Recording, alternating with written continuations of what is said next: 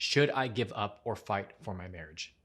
Hey guys, my name is Danny and I'm your life and relationship coach. And today I wanted to talk about the topic of should I give up or fight for my marriage?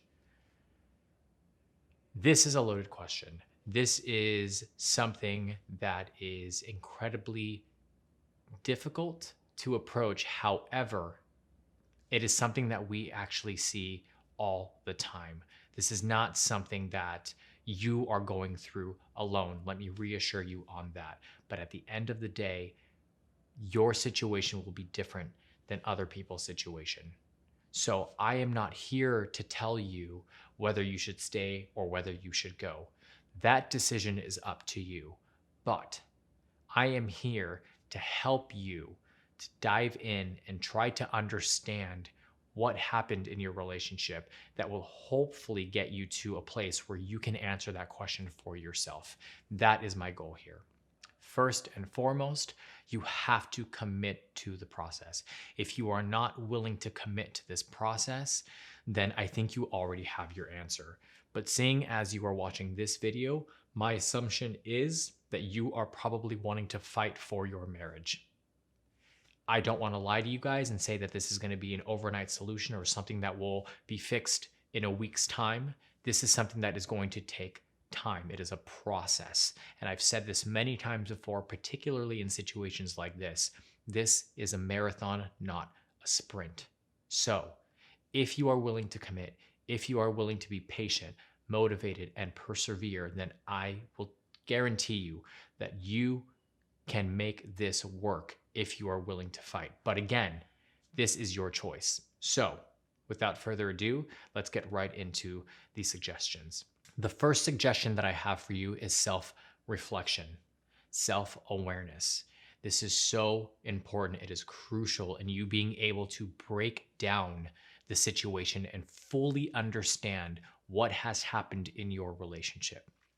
If you are unaware of how you process emotion, of how you think things through, it will be extremely difficult for you to be able to navigate this situation and come to a rational conclusion, to a decision that you will potentially not regret. So, self-reflection, taking time for yourself, asking yourself the tough questions. Why am I in the situation that I am in? Where did the breakdown happen? How long has this been going on for? Why is my partner unhappy? Why am I unhappy? All of these questions are questions that you need to ask yourself in order for you to gain a better perspective on your relationship. And in doing this, then you are able to move forward and process everything so that you can come to a better decision. Second suggestion is look at the micro instead of the macro. And what I mean by this is a lot of the times we look at the big picture. We look at the culmination of everything, the entire situation. But being that you are in a situation where you are probably in an unhappy marriage and you're currently deciding whether you want to stay or whether you want to go, to look at the big picture can be incredibly overwhelming. Take time and look at the details of your relationship.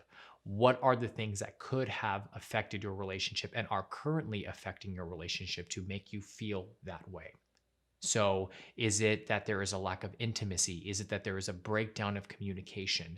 Is it that you feel like your partner does not understand you, does not have empathy towards you, or vice versa?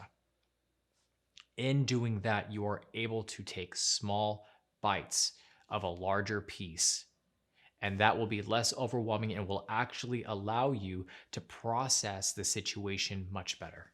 A quote that I think rings true in this situation is from somebody named Colleen Hoover, and she says, "Sometimes two people need to fall apart to realize how much they need to fall back together."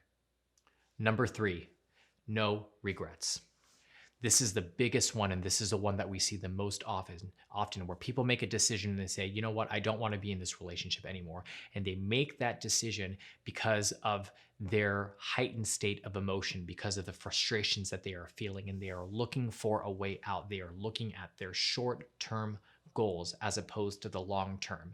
And what ends up happening is that they get out of the relationship, and 2-3 months later, a year down the line, they regret their decision and they want to get back with their ex. So I ask you and I urge you to take the time to really think things through. Think about your long-term goals. Think about all the things that you invested into the relationship, and decide whether or not it is worth it for you to stay or for you to go. My suggestion to you is to take a piece of paper and create a list of pros and cons. Once you have your pros and cons, and once you can actually break down specifically what the issues are, then my suggestion to you, since you committed to this, is to write down the specific needs that you have based on those pros and cons and communicate that with your partner. Give your partner a chance. Give them an opportunity to show you that they can commit to you, that they can focus on you, and that your relationship can actually improve. If you do not feel like doing this and you just feel like, I don't know, this doesn't really seem right, I'm not happy anymore and I don't want to be in the relationship anymore, I understand that as well. But like I said, you want to make sure that you do not have any regrets. One of the main things that you should be looking for and to be aware of in your relationship is toxicity. If you feel like you are in a toxic relationship and that is the reason for why you are wanting to leave your spouse, then I suggest you do so. Toxicity is not good for you. It is not good for your spouse. But before you make that decision, please make sure you go to happilycommitted.com and you take a look at our articles and our blogs in regards to toxicity. We have articles that speak specifically on how to tell if you are in a toxic relationship. Once you have done that, then that will also help you and add more tools to your arsenal to make your decision.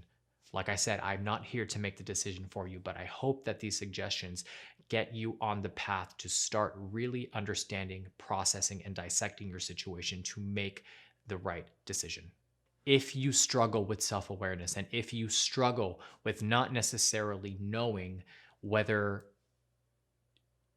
you are making the right decision or not, because you're not 100% sure how to process your emotions, please click on the private video below. I have created a training on self-awareness, the steps on how to become self-aware, and I promise you that this will help you along your journey and help you to become more of a fulfilled, independent person, which in turn will help your relationships. If you related to the content, please make sure you like and subscribe below.